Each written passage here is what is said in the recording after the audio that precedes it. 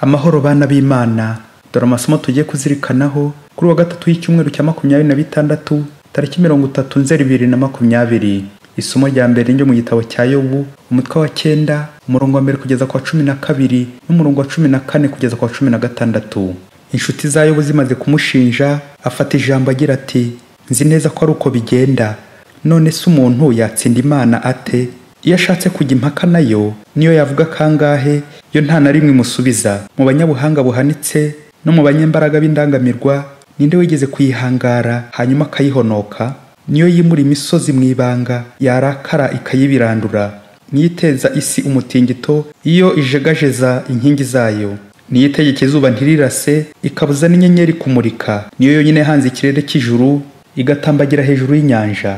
Niyo yahanze inyenyeri zishyira ahazigenewe, maze zita amazina yazo. Niyo yaremye ibintu bikomeye bidashobora gusobanukirwa, irema n'ibindi bitangaje kandi bitabarika. Iyo ihise iruhande rwanjye sinyibona, niyo inyisetseho sinjyumva. Iramutse inyaze ikintu, ninde wayikoma maze ngo agira ati urakora ibiki? Yewe se nashobora nte kwihandagaza ngo ndaburana, ngo ndashaka ingingo yayitsinda? Yewe niyo naba mvuga ukuri, bimariye iki kwiregura? Kandi ariyo mucamanza wanjye nkwiye gutakambira? Niyo nayihamagara ikaza, sibyo byanyemeza ko yakumva ijwi ryanjye. Iryo ni ijambo ry'Imana. Zaburi ni ya 88. Nyagasani wakirana ubwuzu isengesho ryanjye. Ivanjili yanditswe na Luka, umutwe wa 9, umurongo wa 57 kugeza ku 62.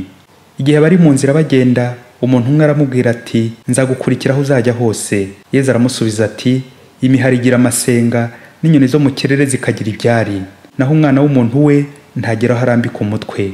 Yesu abwira undi ati: nkurikira. We aramusubiza ati: reka mbanze njye guhamba data. Yesu aramubwira ati: reka abapfu bahamba abapfu babo, naho wowe genda ujye kwamamaza ingoma y'Imana. Undi nawe ati: mwigisha, nzagukurikira, ariko reka mbanze njye gusezera kubo mu rugo. Yesu aramusubiza ati: umuntu wese watangiye guhinga agasubiza amaso inyuma, uwo ntakwiye gukorera ingoma y'Imana. Iyo ni Ivanjili ntagatifu. Mana uri gitangaza. Aya masomo tugiye kuzirikana aratwereka uburyo nta mpamvu n'imwe umuntu afite yo kwisobanura ku Mana, ashaka kwigumura ku Mana mu ngingo igira iti: Mana ni wowe ufite ukuri.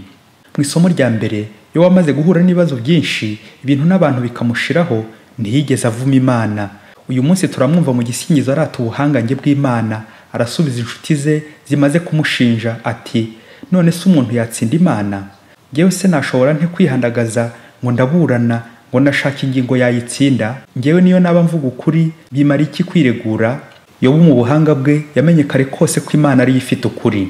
Abanyarwanda bagiye bita amazina abana babo agaragaza ko Imana ari ifite ukuri: Bantampaka, Ntivuguruzwa, Ntimugura, Ntigurirwa n'andi menshi. Iyo Imana yavuze biba byarangiye. None rero muvandimwe, wowe urinde kubonera Imana ibisobanuro mu gihe yagusabye icyo ukora ntugikore, ahubwo ugashaka kwisobanura wibagiye ko Imana ari ifite ukuri. Dore mu Ivanjili y'uyu munsi abantu batatu bashatse kwisobanura imbere ya Yesu igihe bari mu nzira bagenda. Iyi Ivanjili iratubwira ingorane z'umuhamagaro, vocation, uko bamwe bagira illusion, amashagaga n'ibihu, bakihamagara bakijyana iyo bashaka, abandi bagatenguha, abandi bagatanga impamvu, bagashyira Yesu hamananiza, ntibamenye ko ari ufite ukuri. Umuntu wa mbere mu muhamagaro ni nkaho yidumbukije, afite ambition, amashagaga n'urujijo, ntazi neza umuhamagaro we. Ati: Yesu, nzagukurikira aho uzajya hose. Birashoboka ko yacitse intege kubera ko ibyo yifuzaga Yesu yaje kumusobanurira abona atabyujuje. Umuntu wa kabiri noneho ni Yesu umwihamagariye ati: nkurikira. Aha Yesu impamvu yo kubanza kujya guhamba. Yesu amusubije ati: reka abapfu bahamba abapfu babo. Hari wagira ngo Yesu yaratukanye ngaho yaravuze umurambo. Oya, iri jambo abapfu rifite igisobanuro cy'umunyabyaha. Umuntu wese uri kure y'Imana aba yarapfuye, kuko tubisanga mu Ivanjili ya Luka, umutwe wa 15, umurongo wa 24. Bati: kuko uyu mwana wanjye yari yarapfuye none yazutse, yari yarazimiye none yatahutse. Nuko rero abapfu n'abantu bose bigumuye, banze gukurikira Yesu, abadasenga, abatazi Imana, abasuzugura Imana, abatarahura na Yesu, abakora nabi bose barapfuye. Kumva ijwi rya Kristo ukamukurikira ni nko kuva mu rupfu ujya mu buzima. None uyu nawe aranangiye, yibwiye ko afite ukuri. Hanyuma umuntu wa gatatu ari kumwe na Yesu, ariko aramushyiraho amananiza yo gusubira inyuma, ati nzagukurikira ariko reka mbanze njye gusezera. Mbega amananiza dushyira ku Mana. Ese muvandimwe, wowe ugezehe n'umuhamagaro wawe? Ese Imana mu buzima bwawe, mu muhamagaro wawe ni igifite ukuri, cyangwa urihamagara ukiyitaba, cyangwa Yesu akunyuza iburyo ugashaka kumurusha ubwenge ngo urinyurira ibumoso? Yesu aguhamagarira gushinga urugo wowe ugashaka kujya mu bihaye Imana, cyangwa Yesu aguhamagarira mu bihaye Imana wowe ugashaka gushinga urugo, cyangwa ugashaka gusabira byombi ubivanga? Nuko iyo mihamagaro yombi ugashaka kurusha Yesu ubwenge wowe ukayibumbira hamwe nk'uko inkoko ibumbira hamwe abana bayo, ukuguru kumwe mu bihaye Imana ukundi mu rugo rw'abashakanye, ukavangavanga, kandi wowe buri gihe ukaba wabonera Yesu impamvu z'ubwo buhemu. Iyo wokeje tubiri turashirira. Hari abantu benshi bakora amafuti bakaza gukoresha n'andi menshi bisobanura kandi bikemerwa ntibatsindwe ngo amafuti y'umugabo ngo nibwo buryo bwe da. Umuhanga ati nubona umuntu yisobanura cyane uzatangire guteganya ubuhemu n'ibinyoma byihishe aho hantu. Imana itunyuza inzira nyinshi kandi zigoye, ariko yo buri gihe iba ifite impamvu yo kutugirira neza no guturokora. Umwana wari umunyamafuti ariko agakunda kwisobanura cyane no gutaka ngo se aramurenganya. Se yamubaza impamvu atagiye kuragira ihene, undi ati bagenzi banjye bataza kunseka ngo nyendagira ihene. Umunsi umwe bajyanye na se ku isoko kujya kugurisha ya hene ngo amugurire ibikoresho by'ishuri. Nuko bageze mu nzira, wa mwana abonye bagenzi be yisigaza inyuma ngo ataza guseba ari kumwe na se utwaye ihene. Nuko se ageze mu ishyamba bagombaga kunyuramo ngo bagere ku isoko, abona intare isinziriye mu isenga yayo. Nuko yura igiti na ya hene hejuru y'isenga y'intare.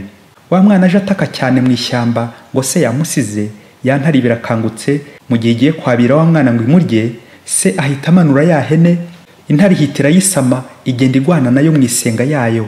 Wa mwana ahita yiruka cyane. Nuko arebye inyuma abona se nawe aje amukurikiye. Nuko atonganya se cyane ati umuntu w'umubyeyi nkawe uta umwana, ubwo se ko wansize? Ubwo si yo ntajya mu ishuri ngo menye ubwenge, iriya ntare ntiyari kubindiye? Iyo ntiruka nkayirusha amaguru ntibindiye? Ubwo se wimajije iki ko wantaye? Mu gihe se amaze kumvira umwana we n'uburyo ari kwisobanura mu mafuti, aramubwira ati mwana wanjye, ya hene wajyaga wanga kuragira niyo ikurokoye.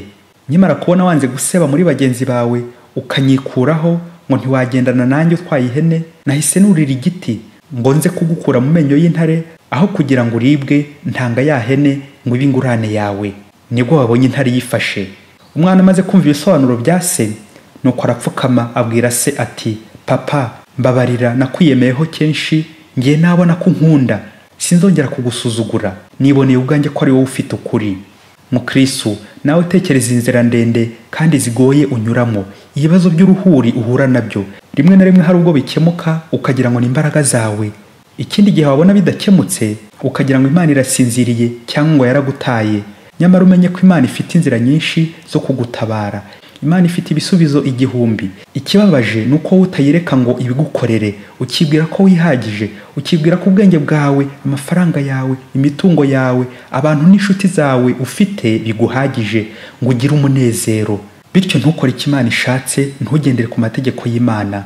Hari indirimbo y'ibitero 6 ngiye gusorezaho y'umuntu Imana yigeze inyuza mu bikomeye, ibibazo byinshi, ariko we bigaragara ko yumvaga nkaho Imana imugendaho cyangwa yaramwibagiwe, rimwe na rimwe akayirakarira.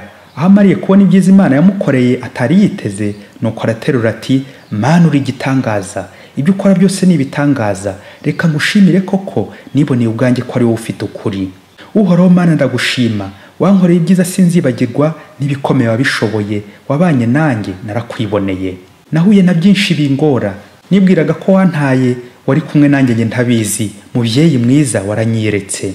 Nagize ibibazo n'agahinda, ubukene, inzara n'uburwayi, nihebye nzi ko bizansinda, wabanye nanjye narakwiboneye. Nahisemo kenshi bidakwiye, nibwiraga yuko ari byo hirwe, wowe buri gihe kuko undeba wambaye hafi umpa igikwiye. Mu ntambara nyinshi wantabaye, wansindiye ikibi ntabizi, ukuboko kwawe kwandamiye, Mana nziza mbaraga zanjye. Ntacyo nabona nakwitura mu byiza byose wampaye, ubuzima bwanjye ubwakire, nibere uwawe iminsi yose. Mana uri igitangaza, ibyo ukora byose ni ibitangaza, reka ngushimire koko, niboneye ubwanjye ko ari wowe ufite ukuri. Amen. Padiri Masumbuko Ladislas wa Diyoseze ya Cyangugu. Yesu wandutia Jose